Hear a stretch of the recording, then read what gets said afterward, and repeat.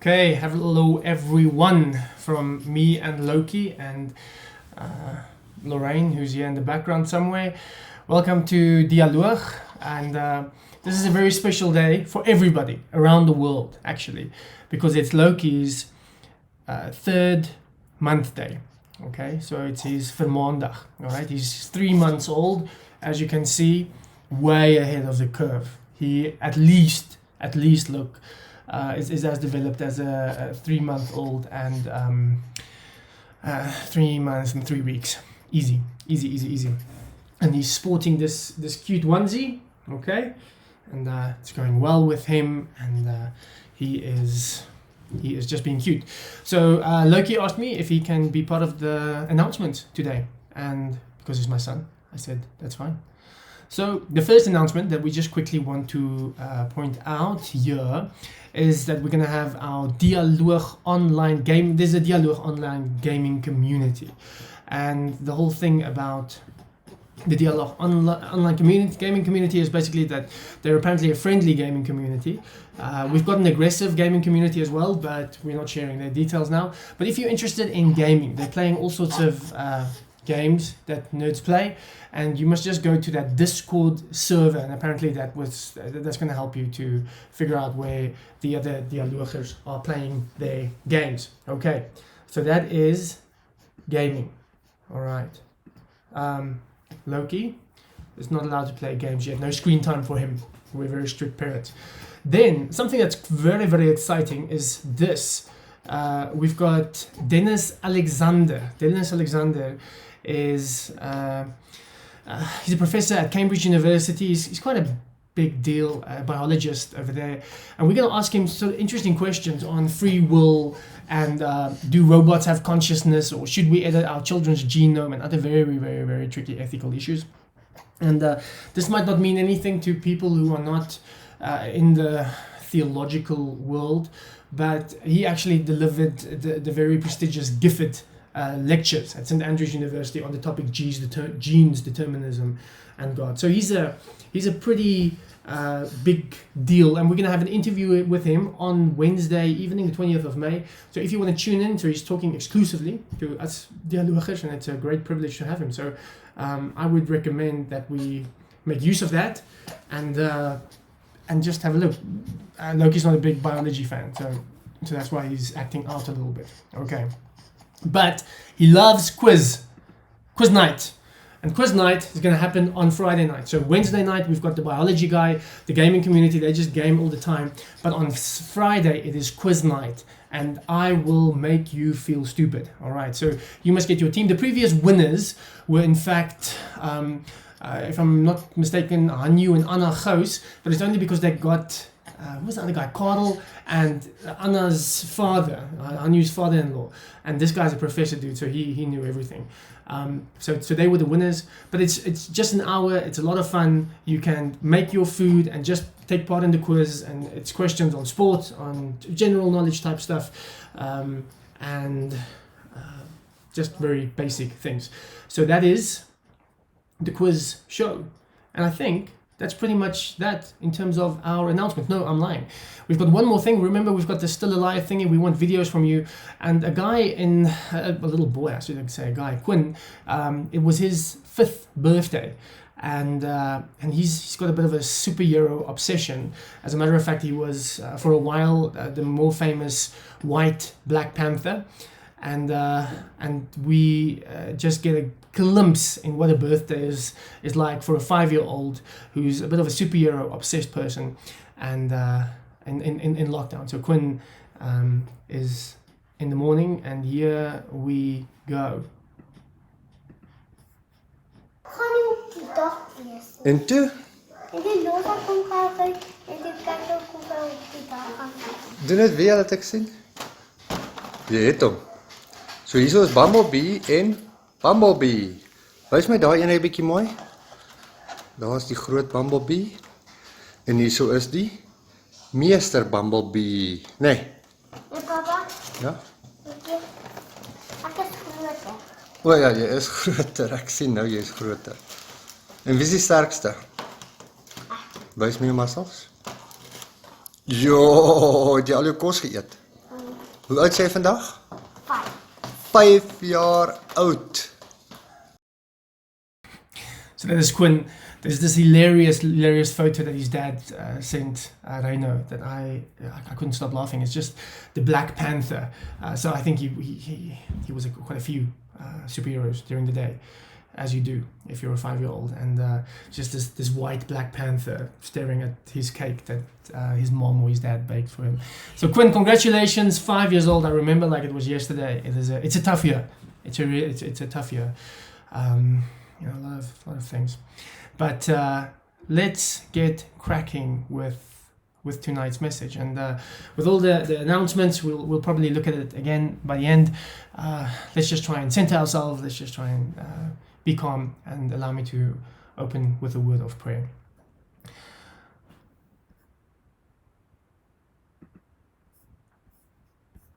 Lord Jesus Christ, we pray that you will bring a bit of quiet in our lives, and where we might be busy with frantic thoughts, where we might be struggling with this lockdown and going to bad places, where we might not be getting the exercise or the social contact that we need. We pray that you will minister to us tonight, Lord, as we reflect on this very important virtue of patience. We pray that you will talk to us through it, Lord. And anything that I say that is silly or not of you or is just distracting, I pray that it will just disappear. And I pray that you will really speak to us in this message.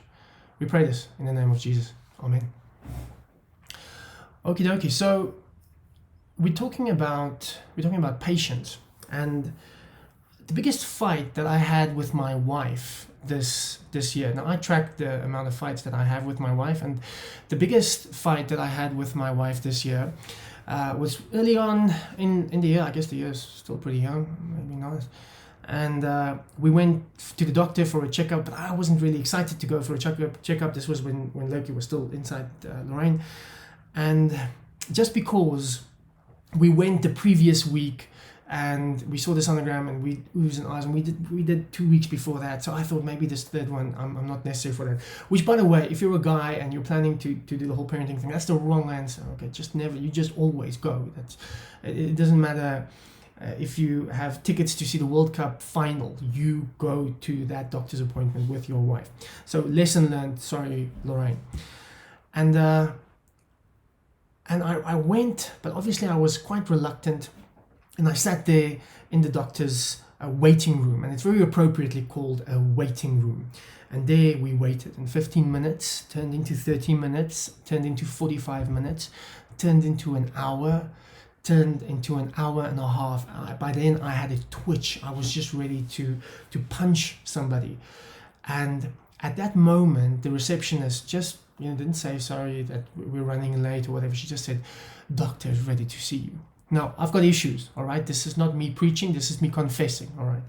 So when she said, "Doctor is ready to see you," then I just tripped, and I said, "Why, thank you, receptionist," because I hate it when people refer to people by their profession. Doesn't make sense, all right? So I just said, "Thank you, receptionist. We shall go to the doctor. The pastor shall go. Come on, lecturer, let's go and see the doctor." And the point is that I hate waiting. I've got a problem. But I know that I'm not the only one, as the song goes, I think. Because recently I read of a CEO who actually billed the doctor for his time. He waited for an hour and a half, and the doctor saw him. And when the doctor sent him his bill, he just sent him his bill, and he calculated the difference. And that was how he did it. He sued the doctor for wasting, or he billed the doctor for an hour and a half of his time. Here's the worst part. I have a little bit of sympathy for the CEO. I understand a little bit where he comes from. In any case, it's my issues. Don't take notes now. But my issues are not just reserved for the medical profession. I take my issues everywhere. So when I go to the shops, to a spa or whatever, then when I decide which cashier, which counter I'm going to take, then I have to do a very sophisticated calculation. I'm quite proud of myself, so I would very quickly determine. I will count people standing at a particular counter. I would look at the amount of items that they have in their bags. I would also look at the cashiers. Are they sharp? Who's running quickly? Who's doing a quick job? Who's new? Who's an old hand? To speed up the process. And that's how I decide where to queue when I go and do shopping. And then it doesn't stop there. There's really something wrong with me, because I would track the guy who sort of joined a queue at a similar time than I did. And I would try and determine who wins that particular competition, because for me, it is very much a competition. And I would measure myself against this guy. And when I beat him, it is just, there's this schadenfreude. I'm just glad about the fact that I beat that guy. I am out of this shop faster than he is. And that's because I am impatient. Now, the interesting thing is that impatience is almost seen as a virtue in parts of our society today. Because I'm impatient means that, well, Johan, yeah, he can get things done. He's going to return quicker than other people because he really doesn't have a lot of patience. So it's almost seen as a virtue. You're an activist or a go-getter, in as much as you are seen as impatient. But ancient people never thought of patience or impatience like that. They always saw impatient people as shallow or stupid.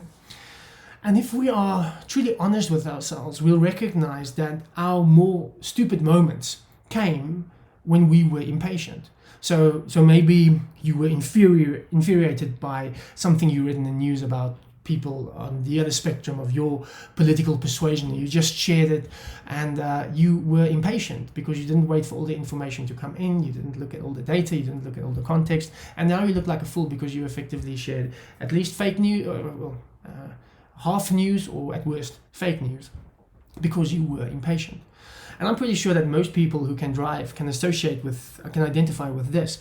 When you are stuck in traffic and you can see the lanes next to you are moving, but you are stuck in your lane, and you're thinking, oh gosh, what happened in front of me? And you just pull your car out there, you spin into the lane next to you, and you just look for the culprit. Who is it? What is he or she driving, and what's wrong with them? And you just shake your head when you see the culprit. But then you notice that person is his car broke down. There's absolutely nothing that they can do about it. Yet that doesn't really help our impatience. We still moan and grumble and moan ourselves past that particular driver. And shame, and if you've ever been on the receiving end where you are the car breaking down and you just push the pedal in such a powerless feeling because nothing is coming out, it is a horrible feeling. And then, if you're like me, you get out and you open the bonnet, but you have no idea what you're looking at. I mean, basically the only thing that I can deduct from opening the bonnet is the engine is still there. I don't know why the car broke down. But in any case, we do that. But yet, if you are at the back, you do not ask those questions because you're impatient and you just hoot. So whether this is fair or unfair, I just know that waiting for me, whether it's at internal affairs, whether it's in the shops, whether it's at a medical doctor, whether it's in traffic, is waterboarding for the soul. It is the worst kind of torture for the soul. And I know also that I'm not the only one. But James says something to impatient people like us. In James 5, verse 7 to 11, he says this. James 5, verse 7 to 11. Be patient then, brothers and sisters, until the Lord's coming. See how the farmer waits for the land to yield its valuable crop, patiently waiting for the autumn and spring rains. You too be patient and stand firm, because the Lord's coming is near. Don't grumble against one another, brothers and sisters, or you will be judged. The judge is standing at the door. Brothers and sisters, as an example of patience in the face of suffering, take the prophets who spoke in the name of the Lord. As you know, we count as blessed those who have persevered. You have heard of Job's perseverance and have seen what the Lord finally brought about. According to James, the opposite of patience is grumbling. That's interesting. So in other words, the antonym to patience is grumbling. Now, when I am impatient, and it kind of makes sense, because when I am impatient, the first and the second and the third thing that I want to do is I want to grumble. Geez, why aren't these people respecting my time? Can't they do the math? Why aren't there more people at that counter? Like, where's the manager? What's happening to this country? Or our thoughts just go to all these grumbling thoughts. This guy is so annoying. It's so hard to listen to him. Not even his mom can like him. We grumble and we grumble. And you know what grumblers do is they find other grumblers, and then they grumble together. They form this little community of grumblers. And for James, it is as dangerous as hell. To grumble is as dangerous as hell. Now, this is weird because he says God will judge you. The judge is knocking. Beware of the judge. Okay, but he doesn't say beware of the judge, you murderers. Beware of the judge, you adulterers. I mean, those are the typical sins that we think, yeah, those guys are really deserving of judgment. He says beware of the judge, you people who grumble, you people who are impatient. It doesn't seem like that deserves judgment, which is interesting. But C.S. Lewis talks a little bit more about this. He says this in his book, The Great Divorce. Hell begins with a grumbling mood, and yourself, at first still distinct from it, perhaps still criticizing this grumbling. And in a dark hour, will that mood embrace it. You can repent and come out of it again, but there may come a day when you can do that no longer. Then there will be no you left to criticize the mood, nor even to enjoy it, but just the grumble itself, going on forever, like a machine. Lewis is, if you read the biggest story in The Great Divorce, there's this lady, and she seems like a very nice lady, like the next lady, but she's moaning and grumbling a little bit, and she's just, oh, this lady then said that, but she wasn't there when I told her, and I can't believe she was so selfish, and I cannot believe she didn't think about it. In any case, my dear. So she seems quite friendly, but she is grumbling the whole time. And then the one guy asked the question, says, surely this lady is not deserving of judgment. And then the guy says, well, not yet, but this grumbling takes hold of you, and it comes and it lives in you, and then eventually this grumble just go on forever like a machine. There's no thing, no person, no human left to criticize the mood, to criticize the grumbling. You've just become what Lewis calls a grumble. So again, for James, this is a terrible sin. For Lewis, this is a terrible sin. And we, as I think as dialogers and people in the modern world, we do not see moaning as such a big problem, but perhaps we are wrong. So the word in this James chapter 5 that is translated as patience is the Greek word makrothemia, which if you translate it directly, it literally means long suffering. Now when you grumble and when you are annoyed with somebody, you are not gracious to that person. So you are, by very definition, you are not long suffering. You are short with this person. You are impatient. So the opposite of grumbling is patience, long suffering, giving the person the benefit of the doubt, not writing him off just because he's annoyed you so many times before. Every time you hear his voice, you just want to, you do not expect anything reasonable to come out of his or her mouth. And that's your impatience. And it is a lack of grace. It is a lack of long suffering. Now, I hate to give the punchline away of a sermon so early on, but if you know anything about the story of humanity, if you know anything about the story of the Bible, it is this: we are continuously messing it up. We are very annoying. We're a little bit like a giant hormonal bipolar teenager. Then we're up, then we're down, then we obey God, then we ignore him, then we reject him, then we curse him. And despite all of that, he is patient with us. God is gracious. And when God calls us, when God says, this is how I am with you, then he implies that is how you need to be with others. So we are grumbling because we lack love. We grumble because we are not long-suffering. We grumble because we lack grace. But the examples that I just used were individual examples. In other words, there's somebody that annoys you and you need to be gracious towards that person. But the second part of this short passage that we read in James refers to, let's say, corporate impatience. In other words, you are not impatient with a person, you are impatient with a particular situation. Now what's interesting is that at the beginning of the lockdown, South Africans really rallied behind the president and the government, and we were very supportive of the lockdown. And then as our alcohol ran out and our cigarettes ran out, and that includes Gareth Cliff's and the DA's cigarettes and alcohol, people became a little bit impatient. And I think the second part of our passage refers to this corporate impatience, when we are just not happy with our current situation and we are impatient with our current situation. And then James referred to the prophets as well as to Job. And he does not refer to Job because he was annoyed with his wife and he was long suffering with his wife. He refers to Job because Job lost everything. His situation was absolutely horrible, and he's commended because he persevered through that. So here's the question.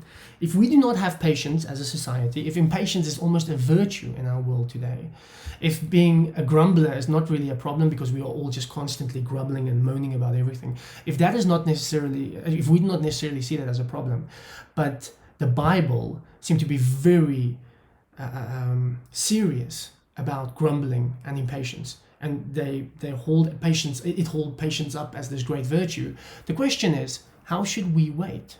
How should we be patient? Let's look at this James passage again, or just that part. Be patient then, brothers and sisters, until the Lord's coming. See how the farmer waits for the land to yield its valuable crop, patiently waiting for the autumn and spring rains. You too, be patient and stand firm, because the Lord's coming is near. We typically think of being patient as being passive. You are just waiting around. You're just waiting for something. So we think it is passive. And many Christians abuse this term of just waiting on the Lord. They'll say, you know what, I don't have clarity about where to go next, but I'm just waiting on the Lord. But what they do with their waiting is they're just binging on Game of Thrones on Netflix or something. Or they say, you know, we're just waiting on the Lord to give us a breakthrough in terms of our finances, but they are standing in the queue at Woolies buying Woolies food.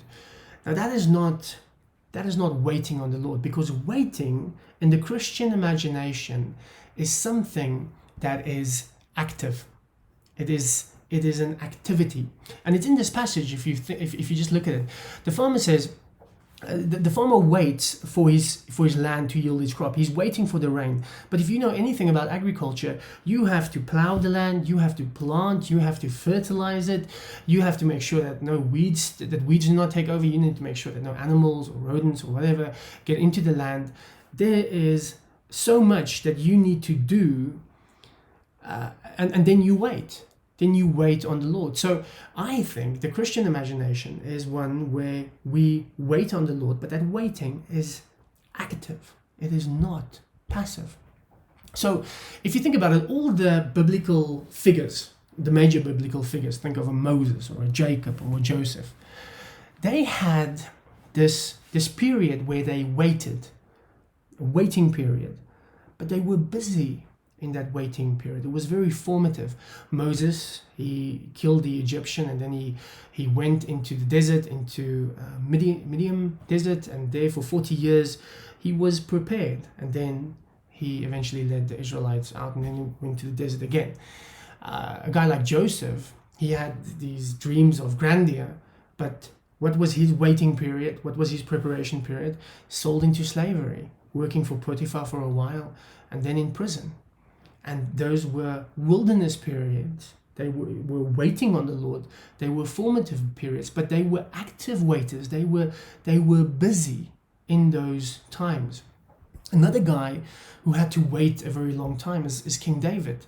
He had to wait something like 13 years between being anointed as king and being crowned as king. And you've got Saul, who is attacking him, and he wants to end David. And now David is waiting. He's literally hiding out. And in Psalm 37, we read a psalm that we think is written during this time where he is hiding from Saul. So he's hiding somewhere and he says this: do not fret. This is Psalm 37. Do not fret because of those who are evil, or be envious of those who do wrong. For like the grass, they will soon wither. Like green plants, they will soon die away. Trust in the Lord and do good. Dwell in the land and enjoy safe pasture. Take delight in the Lord, and he will give you the desires of your heart. Commit your way to the Lord. Trust in him, and he will do this. Be still before the Lord, and wait patiently for him. Do not fret when people succeed in their ways, when they carry out their wicked schemes. Refrain from anger and turn from wrath. Do not fret, it leads only to evil. For those who are evil will be destroyed, but those who hope in the Lord will inherit the land. So David is waiting on the Lord. And this term, waiting on the Lord, is used more than 40 times in the Old Testament. And for David, if we read this psalm carefully, waiting is active. The first thing that he says, just be waiting on the Lord. I'm in this horrible situation. I'm waiting, but I'm trusting in God. That's an activity. To trust in God is an activity. It doesn't come natural to the human heart. Do good. He says this, do good. Trust in God, wait in him, but do good. Now this is interesting because a lot of us will just wait for God to give clarity about our direction in which we are going, to give clarity about various things, and then we think we can just wait passively. But that command is there, do good.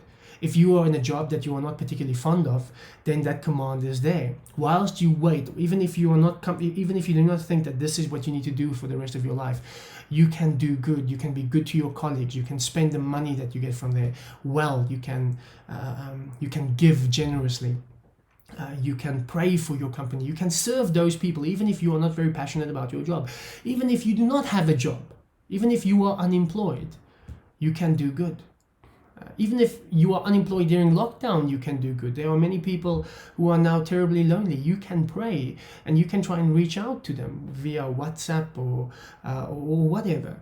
And you can try your best to do good.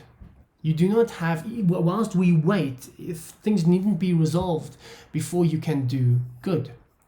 Take delight in the Lord. Something else that David tells us in this psalm. Take delight in the Lord, another command. Commit to him, another command. Be still. Now that is an activity because that does not come naturally to the human heart, to be still. You know what's interesting is that we often say that Jesus experienced every human emotion, but the one thing that we never see, I don't think Jesus ever experienced this, is something that we experience all the time. And that is to be frantic thoughts the whole time. Jesus, I never saw him as frantic. And yet that is what we are. We live in this frantic world. And David says, whilst you wait on the Lord, whilst you are patient, be still. Be still. Do not be frantic. Center yourself. Meditate on his great works in your life and in history. Be still. You know, we are called as Christians to be a non-anxious presence in a frantic world. But that is again something that we need to actively pursue whilst we wait. The last thing that I want to point out is the fact that whilst he waits, David, it says, avoid anger. That is so difficult when other people are succeeding and they are scheming, they're not obeying the rules, they are being corrupt. God says, do not play the same game. Even if they are doing that, do not fight evil with evil. Wrath belongs to God. Now, what he's effectively saying is that David and Johan and anybody who's watching now, if there's something that is horribly wrong at work, you can call it out, but do not play the same game as those guys are playing, because wrath belongs to me. And as soon as you try to take vengeance into your own hand, I cannot trust you with vengeance. So give it to me, because me being God, I can hold on to that. And not going to revenge, as it were. So, to avoid anger is something that we need to do whilst we are actively waiting, whilst we are farming and waiting for the rain to come. If there's one helpful line that I think can really help us if we try to make sense of waiting, if we try to make sense of patience, is this. What God does in us while we wait is as important as the thing we are waiting for. So if there's one thing that you remember from tonight, just remember this. what God does in us while we wait is as important as the thing that we are waiting for. At Stanford University many years ago, they ran an experiment. It's called the marshmallow test, or the marshmallow experiment. So they got a bunch of 4-year-olds, I think that's how old they were, and they put them in this room, and then a lady would come and say, here's a marshmallow for you, but I'm going to leave the room. If you can wait till I'm back and not eat this marshmallow, then I will give you another marshmallow. And they've actually done subsequent tests that you can see on YouTube, but it's just for the fun. It's just for fun. It's not for academic purposes. And it is just hilarious to see these kids trying to fight this urge, trying to figure out how do they operate with this thing called delayed gratification. So some kids will sing songs, other kids will just slap themselves in the face to distract themselves from this marshmallow that's in front. Other kids would lick the table in the hope that the marshmallow somehow gave its flavor to the rest of the table. And some of them ate the marshmallow. But here's what's interesting about that original marshmallow test. The kids, the research team tracked those kids as they became adolescents and adults. And what they've noticed is this. The kids who were able to wait for the second marshmallow, they were far more successful in life, in their relationships, in their job, because they acquired this skill of delayed gratification. The kids who ate the marshmallow jumped between jobs, jumped between relationships. They were not able to wait, because waiting is such a skill. And it's so interesting that what those kids got out of waiting for the second marshmallow is far more than just 2 marshmallows. It's this thing that we call delayed gratification. Now, if you're a Christian, you are supposed to understand the importance of waiting. Because we had an interview with Stanley Haverwas. What a privilege to just ask this guy questions. He is one of the greatest theologians of our time, this old man. And we asked him, what's the most important thing that Christians can do? What sort of virtues can we practice now? And he said, we must practice the virtue of patience, which gave me the idea to talk about patience tonight. And as he spoke about it, he said, remember that we are an eschatological people. In other words, we are a waiting people. Just think of that line in verse 7 of James 5. Be patient until the Lord's coming. That is a line you continuously hear. In the Old Testament, they were waiting for the Messiah to come. In the New Testament, waiting for the Lord to return. In that sense, we're a little bit like I think the Greek god Janus, where we get our god, where we get our month January from. Looking back and looking forward. He had 2 heads, so he looked in 2 separate directions. And in that sense, we look back to the greatest event in human history, the death and resurrection of Jesus, the beginning, the establishment of his kingdom here on earth. But we also look for his return. We are a waiting people. We wait for everything to be redeemed. So in that sense, Christians are supposed to practice this theology of waiting. Now, this takes place in many parts of our lives, not just lockdown, not just waiting during lockdown, but just think about this. For centuries now, Christians has had this stupid idea that says this, that you must try and wait before you have sex. Sex, the proper context for that is marriage, and you need to try and wait. And unfortunately, many Christians judged people who didn't wait. And that's just bad, and something that we can just dismiss as problematic. But what's interesting is today, it's the reverse. People are judging Christians who wait sexually. They call it unnatural, they call it antibody, they call it puritanical. So the judgment has turned, which is interesting. But here's the thing. As Christians, what we've taught for centuries is that you wait. And in some, you wait for marriage, and in some cases you don't get married, and then you don't have sex. But it's okay, because we are a waiting people. We've got the religious, the spiritual is a better term, the spiritual resources to make sense of this. We wait in relationships. Today it's so easy to get divorced. More than 50% of marriages end in divorce. That's maybe why Oscar Wilde said way back that one of the main reasons for divorce is marriage. But more than 50%, more than half of marriages end in divorce. Because it's so easy. If you don't feel like it, you can just get out.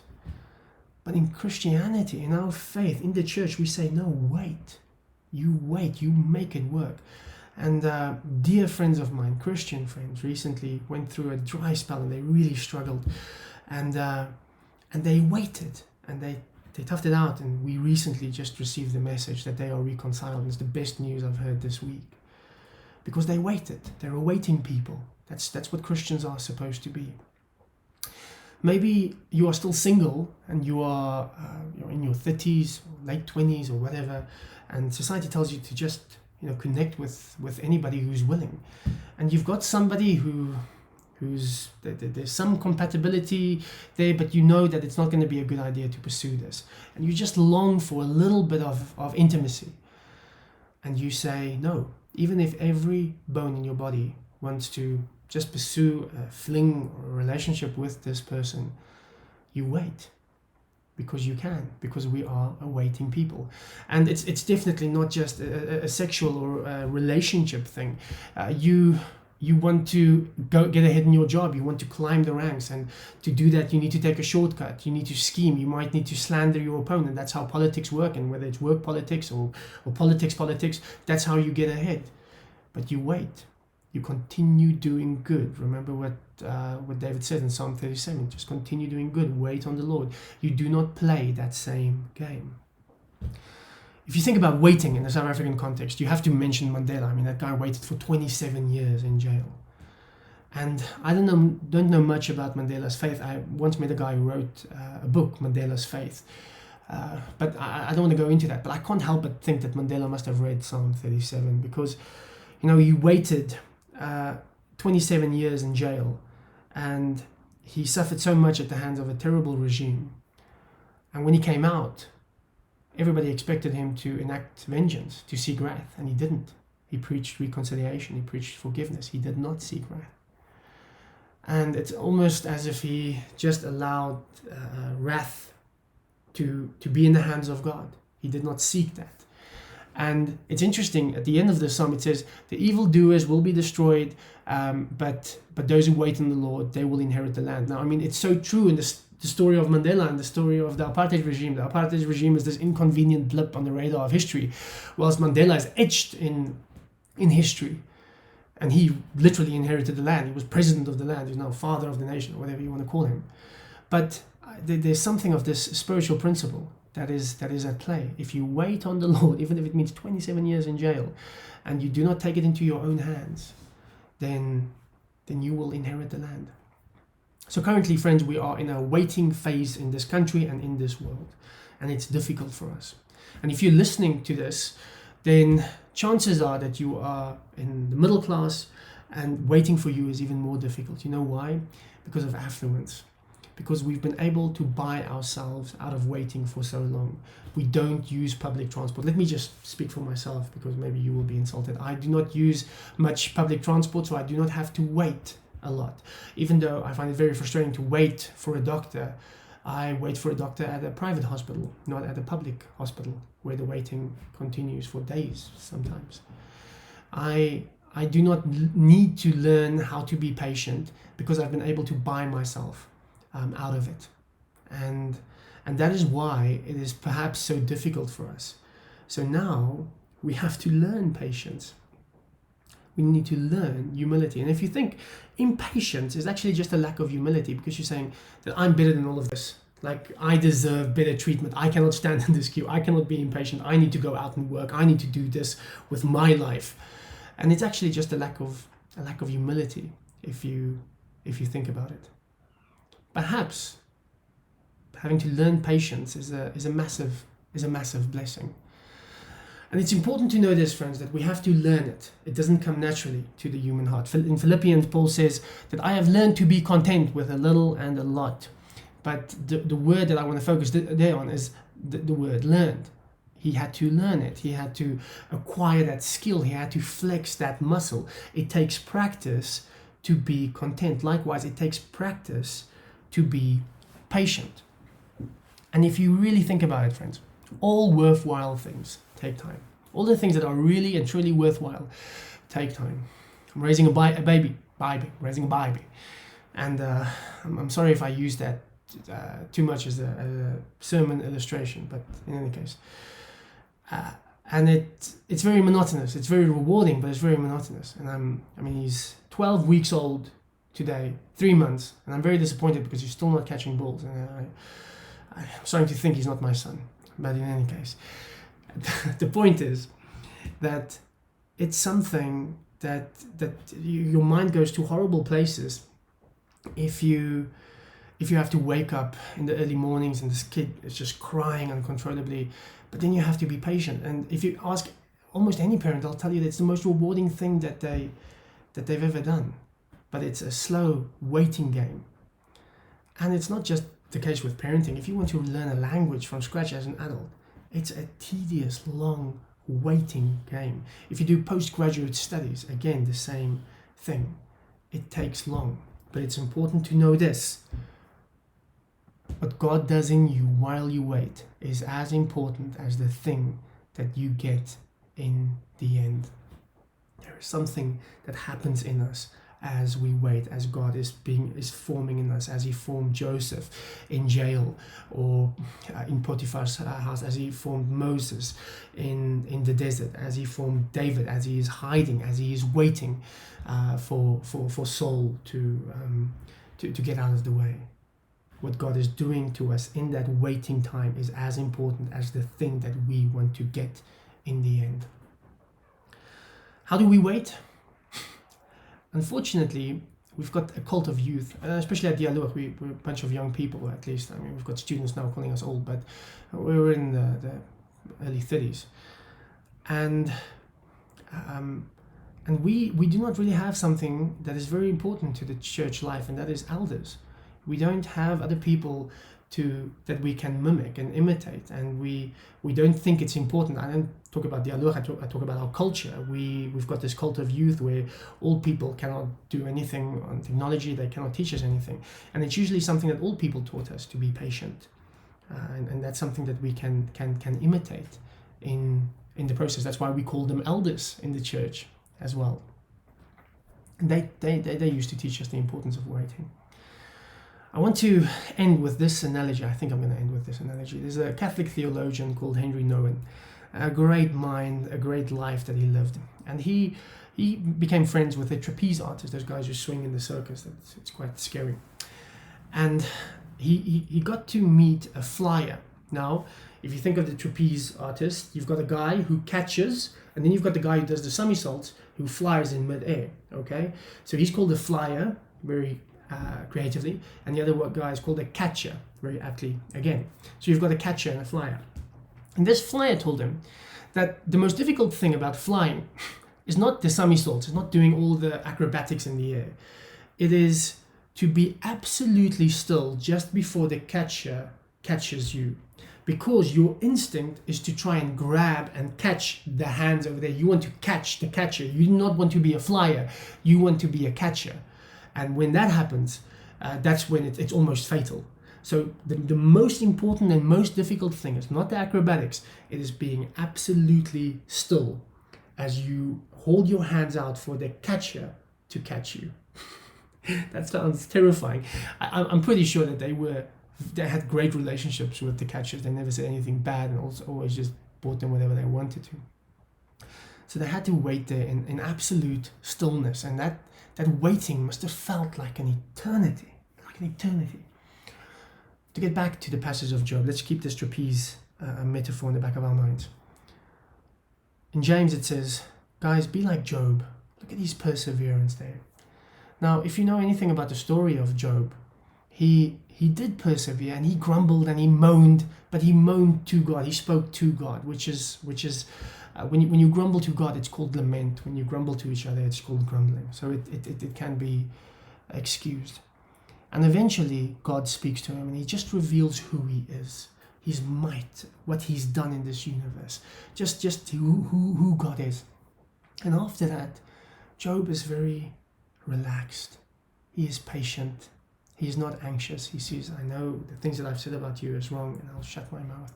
And you can just see Job being so relaxed in that moment. And he's flying through mid-air like a trapeze artist. He's got no attachments. He's got nothing. Everything has been stripped away from him. No job, no wife, no house, no kids, no animals, nothing.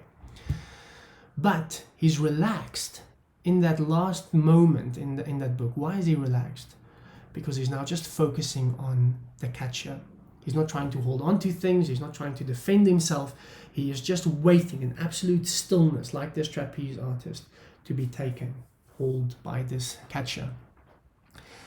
And if you know anything about God, if you know anything about what Jesus did, his death and his resurrection and this beautiful movement that he started that we call the kingdom of God, then you'll know that in this waiting period that we find ourselves in, you can be relaxed. Why? Because the guy who's catching you is Jesus, and he is good, and he is someone that you can trust.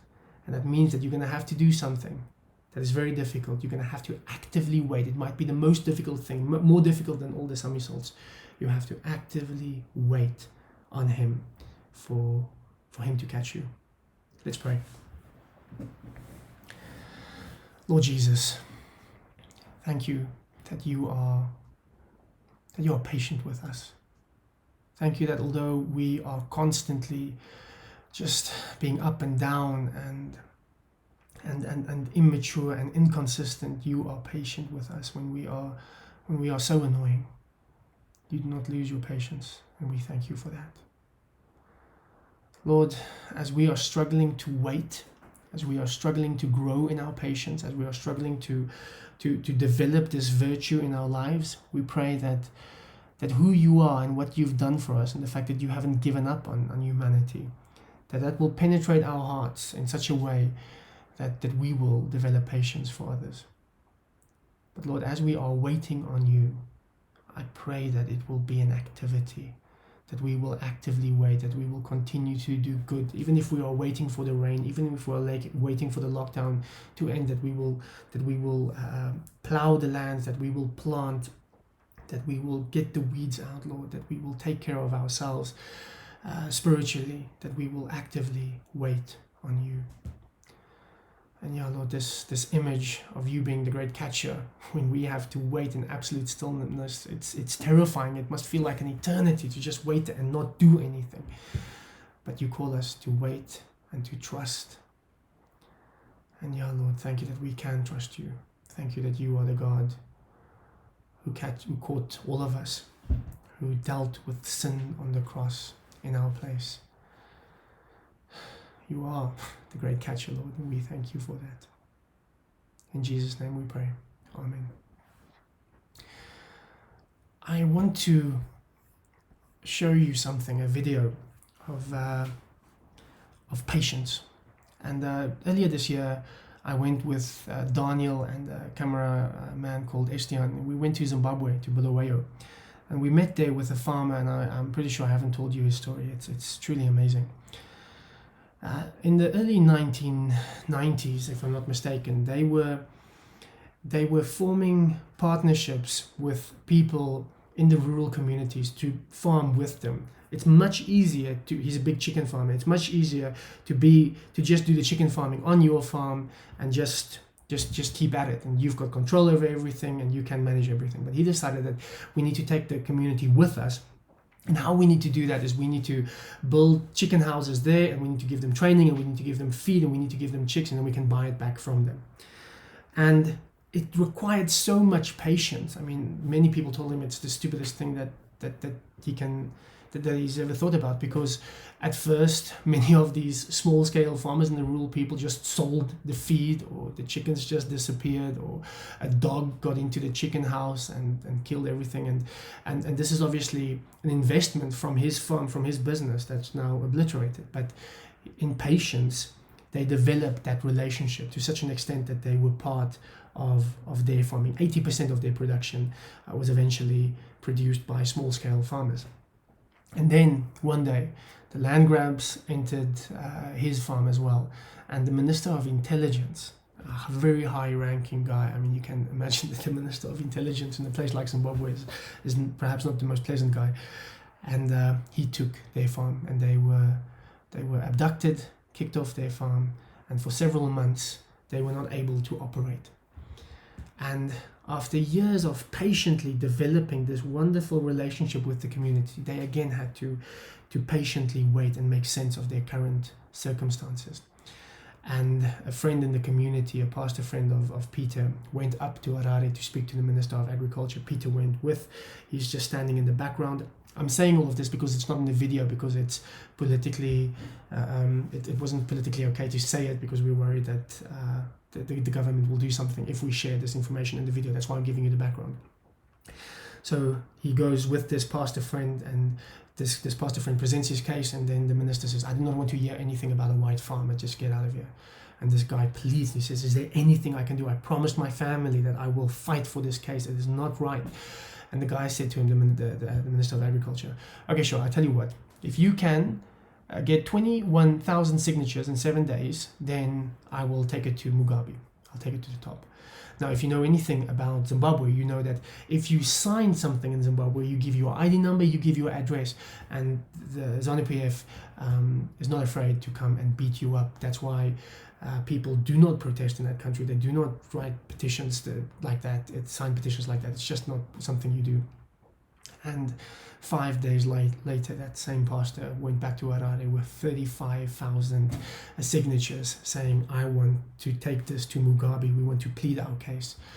And the community rallied around them, and by then it was a national issue in the newspapers and everything. And they sent the vice president down to deal with this case.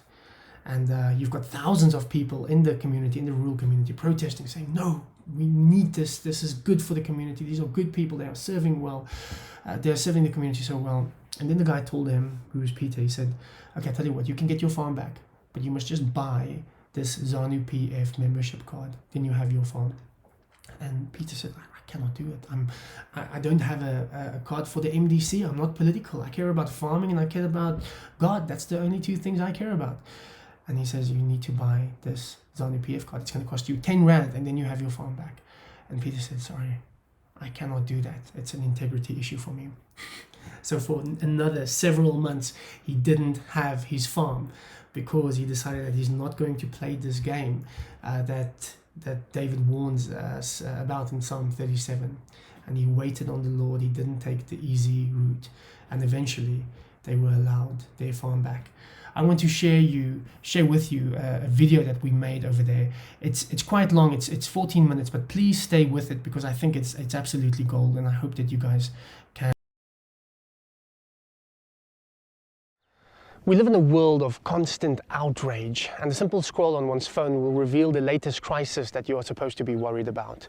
It is within this climate, and especially within Africa, that Beter Reinders is constantly in search of stories of hope. And we are particularly interested in the area of land reform, as this is such a divisive topic in a place like South Africa. So, in search of thought leadership, especially on agriculture, we've ended up in probably one of the most unlikely places in the world to find it, in Zimbabwe.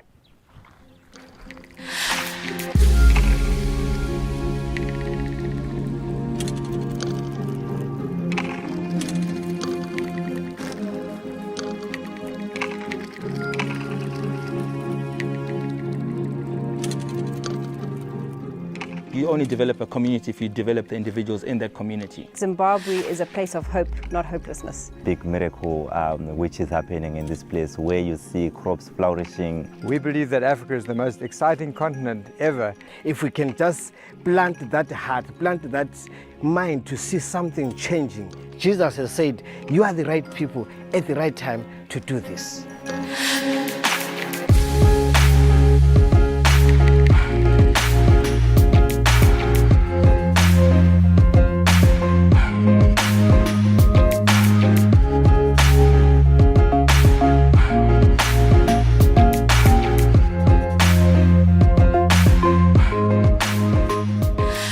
My name is Peter Cunningham, and I moved to Bulawayo after finishing a poultry science degree and started to farm ostriches in 1986.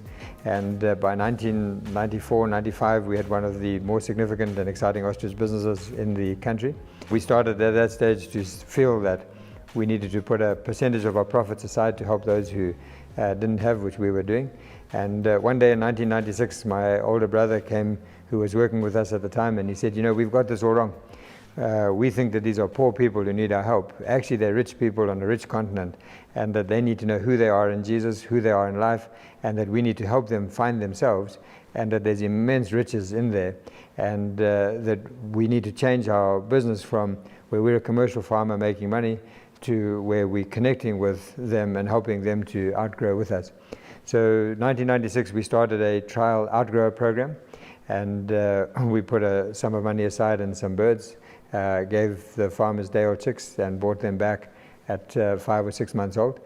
And it was just amazingly successful. The unlocking of entrepreneurial spirit, the passion that people had, the sense of ownership, and their results were far better than our commercial results and what we were able to do on our commercial operations.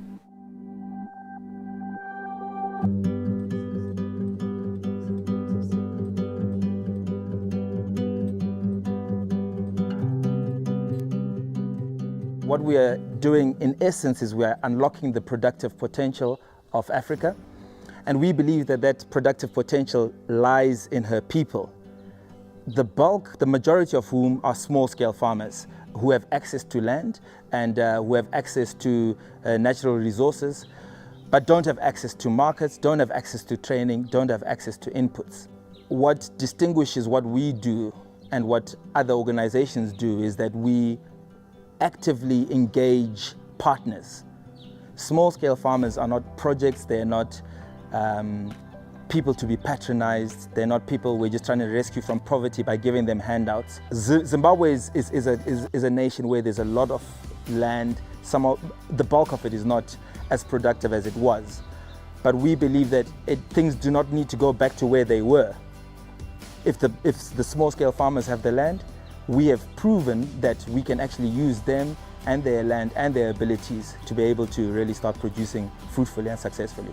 What we've found is that the passion and personal energy that the small-scale farmers put into it really increases the efficiency to a level that chain is very productive. And so at the moment we work with about 700 of our employed workers in the company that are in the value chains, the breeding side, the processing factories, etc. And then a few thousand small-scale farmers who are doing the most of the production work. And we have very exciting models where we have an open book and we look at the profits together and we work out how to do the payments so that everybody is fed.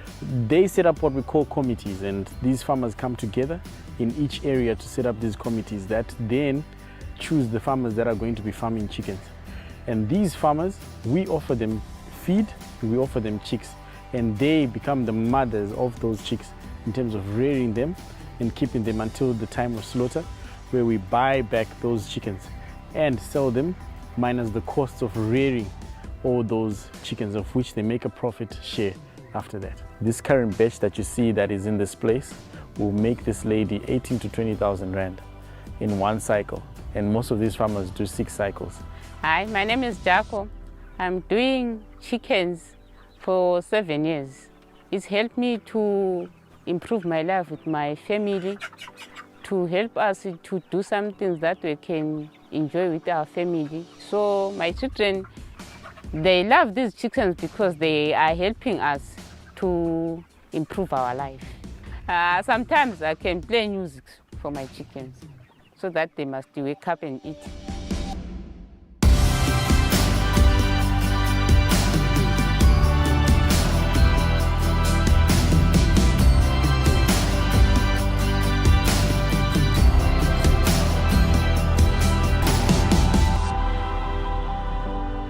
Land reform started in 2000 in Zimbabwe, and that came with huge challenges for the whole industry. At that stage, 80% of our production was being grown out by small-scale farmers and villagers, and we had very close relationships. We had a massive challenge where we were moved off the farm, and it was very humbling and very emotional for us to see how community and people stood by us and stood with us and stood for us when we couldn't stand for ourselves. The thing and the tension which has been growing up in this country of the land grab and things like that, this farm was also targeted and it was almost taken but I saw the communities standing up and rallying behind to say, no, this farm has to stay. And yeah, indeed, it stayed behind because they realized the potential and the fruits which are coming out of this place. It was actually an amazing thing, and I could see God's hand in that, because no farm has been taken and also brought back. No, it doesn't happen in this country, but in this one, it happened because the community stood up.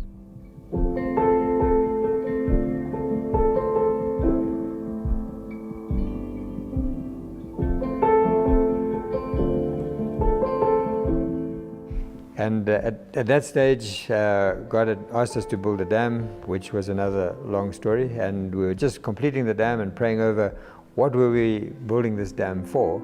And God showed us that we needed to build an agricultural discipleship training college, which we did, which is called Ebenezer. Ebenezer is I call it an agricultural Bible business training school for young Zimbabweans, so between the ages of 18 to 23 years old. And they come and join us here for 2 years. They live on site, it's residential. And while they're with us, we hope that they develop a real relationship with Jesus and also get to know how to farm, but not only to farm, but to use farming as a business. Because we have a real passion to see young people released into rural areas who love Jesus and can make a living. So at the moment, we've got about 100 apprentices on site. And they're working in 4 different agricultural areas. There's cropping, dairy, layers, and broilers, which are chickens for meat. And while they're with us, they actually earn profits. So it's very, very practical. And an apprentice is put into a particular area. So somebody might be in a tomato field, and they sign an MOU. And based on how much that tomato field's produced, they then earn some money, which is set aside for their graduation. So that when they finish at Ebenezer, they've got some seed capital to go on and do either further training or to start their own business if that's what they want to do. To other Zimbabwean youth, and I would just like to encourage them that they must do farming, just because farming is an engine of everything. Through farming, you can live. Through farming, you can survive. It's an industry which has never ever been closed. I'm looking forward to graduate in 4 months to come. So I would like to be a broiler farmer, starting by being a broiler farmer into being a dairy farmer, because it's my dream to be one of the dairy farmers, the biggest dairy farmers in Africa. This college started to become absolutely revolutionary. It was just so exciting to see God changing lives, to see young people with a whole different vision, and to see people with capacity to get out and get started. And as we did that, and they started to go back into their communities, we found that this opened the door for other people to see this is what could be. The vast majority of the poor people in our communities in places like Southern Africa and anywhere else are involved in agricultural activities. And so without a turnaround in agriculture, you're not really going to impact these people's lives.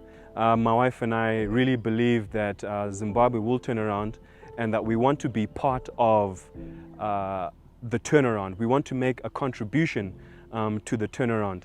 The United States is a wonderful place to live, a wonderful place to be, but it's kind of like an engine that's already functioning, and a person can just be a cog, and if you take that cog out, the engine's still going to keep going.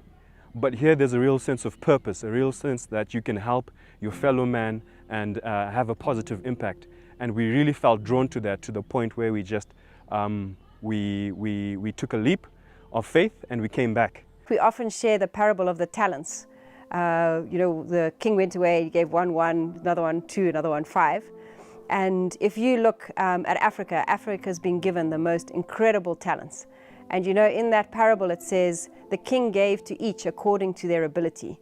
So we're saying, God wouldn't give us talents that we don't know how to use. And God has given the most incredible talents in land, in water, in minerals, in resources to Zimbabwe and to Africa. So he's also given us the ability to use those talents. The potential of Africa is bigger than anybody could ever imagine. And that if we can unlock that potential, if we can reach especially the young people, a new generation, and shape skills, shape vision, shape eternal perspectives, which drive integrity issues, which drive caring for people issues. I believe that there's an enormous potential and very exciting future.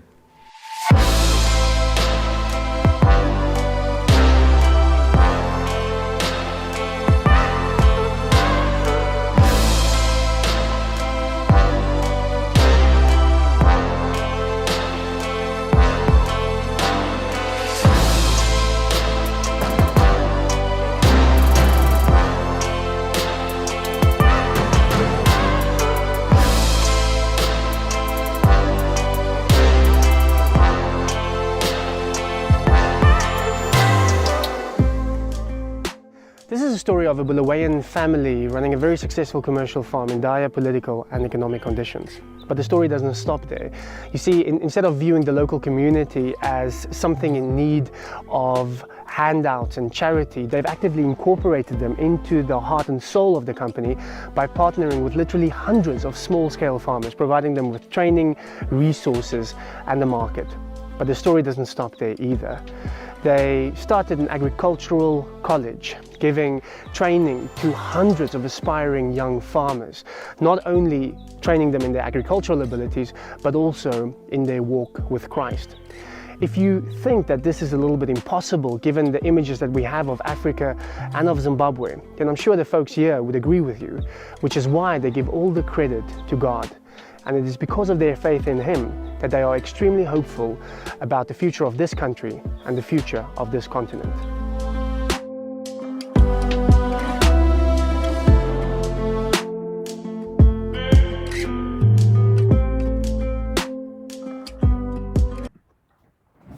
Okay, there we go. I hope you guys enjoy that. Again, the reason why I share that video is because, well, on the one hand, I'm very excited about that video, and I think it's very hopeful and inspiring. But I spoke to Peter for quite a bit today, and I asked him about how patience played a role in their farming, and he says it's instrumental in the whole story. So it's I hope you guys were encouraged by it as well, even though it is very long.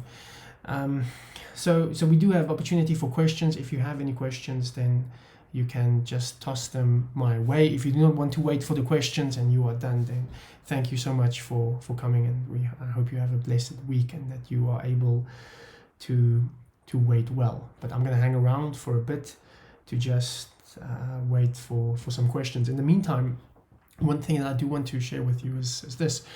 It's just a question that I want you guys to ask yourselves, and that is, in what way, in what ways perhaps have you seen waiting develop in your character? So if you do an audit of your life and you think where you had to wait and how that actually developed character and develop good character, that is a good thing to ask yourself, because that will give you hope for the present waiting moment. And then something that you need to internalize in your thinking as well is this question: what is the difference between waiting on the Lord and just waiting around? How do you make sure that you are actively waiting and waiting on the Lord and not just waiting around? So just two questions that I want to leave you with as you try to wrestle through this thing. As I'm waiting for two questions. Lorraine asks, how do perseverance and patience differ? Don't they contradict in some ways?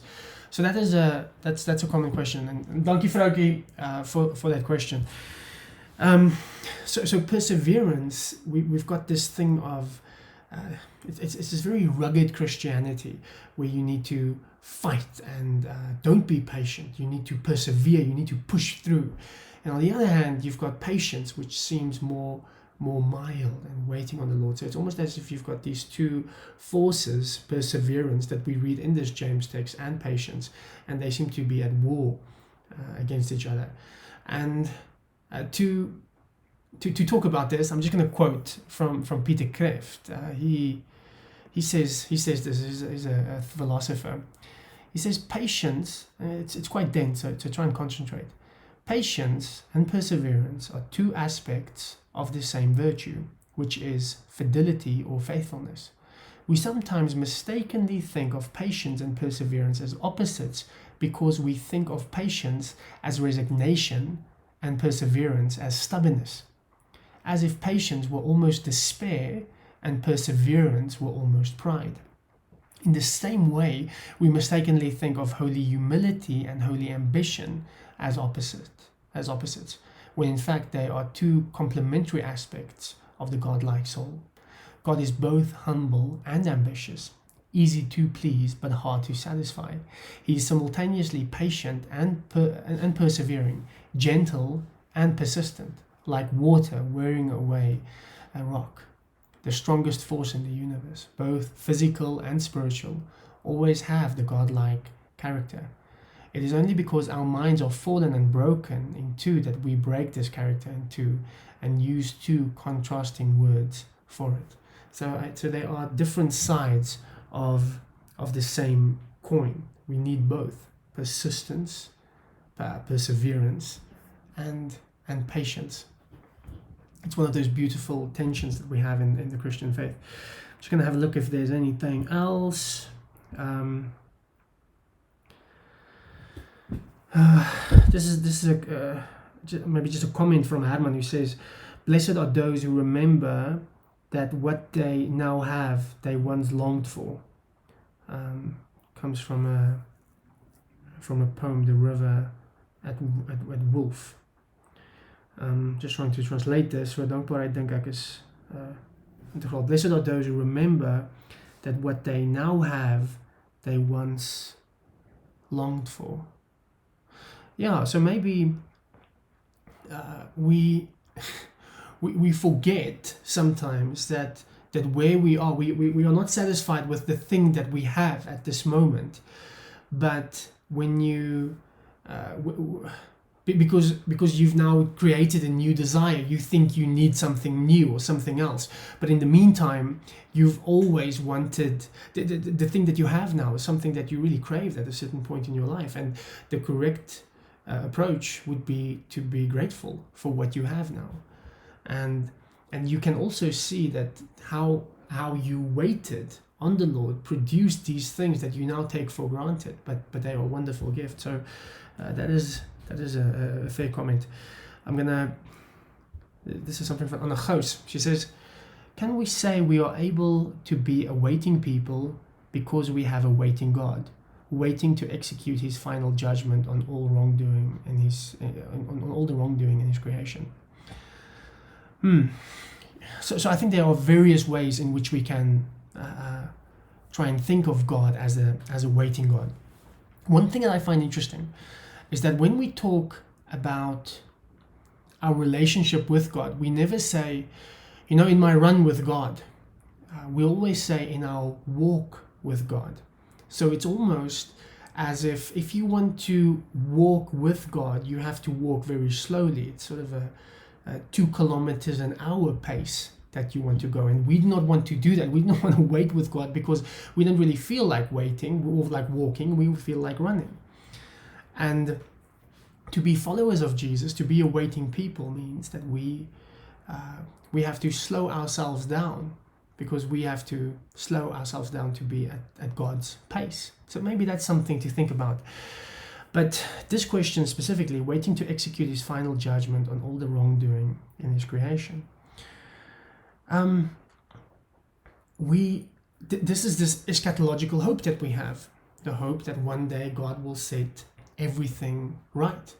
And yes, we are now building towards that. But ultimately, we are waiting for him to do that, because let's be honest, if we are the ones who need to do it all by ourselves, then we will be horribly biased and probably butcher it. That's the story of humanity. When people say that they're going to do this, then it always ends in disaster. So to wait for God to do that, to bring this world, to judge this world rightly, I think that makes us definitely a waiting people. Why God is waiting, we do not know, but we've got the resources to deal with it. Just know this, that even after the death and resurrection of Jesus, I mean, this is the culmination of everything, if you think about it. then the disciples are still asking, Lord, are we still waiting for the kingdom to come, or how is this thing working? So it's so frustrating that even if when the biggest thing happened, there is still this big thing of waiting that needs to take place in the Christian life. And maybe just one more thing that I would add is that when we talk about judgment, we automatically think it's a bad thing. But when God talks about judgment, just go read the Psalms. It's beautiful when God comes to judge the world, to put everything to right, to wipe away tears. That is something to be excited about. You know, if you think of some of the terrible things that are happening at the moment, things that are natural and things that are just human brokenness, then there is something in us that just longs and waits for God to come back. And we are, I think, like Anna says, awaiting people, following a very slow God. He's got his reasons, but sometimes we need to tune into that. And if you think that, no, you're an activist, you want to go, you want to be fast and whatever, think again. I've shared this before, but let me end with this. There is this lady called Dorothy Day. She was an activist before it was cool to be an activist. Today, everybody is an activist, and it's very trending and whatever. And even when you do your LinkedIn profile or you write your own Wikipedia page, you say, I am activist and blah, blah, blah. It's quite boring. She was an activist way before it was trendy. And she just lived so many lives. If you just think of what she achieved, She fought for unions in New York and just for the poor man, and just did so much for the poor. She was really, truly amazing in that sense. And when somebody asked her later in life, what was her success? How was she able to achieve so much? She said she militantly took 2 days off, just spend time with God, just slow down. So here's the thing, walking at God's pace it's not opposite to being a go-getter. It's not opposite to getting things done, as is the case with Dorothy Day, as is the case with William Wilberforce and Martin Luther King or whatever. You can do a lot, but to make time for that, to reflect on God, to get his vision into your life, to walk at his pace, is crucial to get things done. Friends, I'm going to stop with that. Thank you again for tuning in.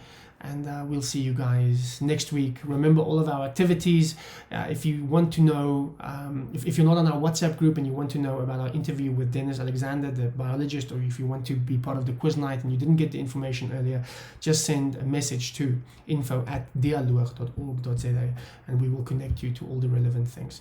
Thanks again. God bless.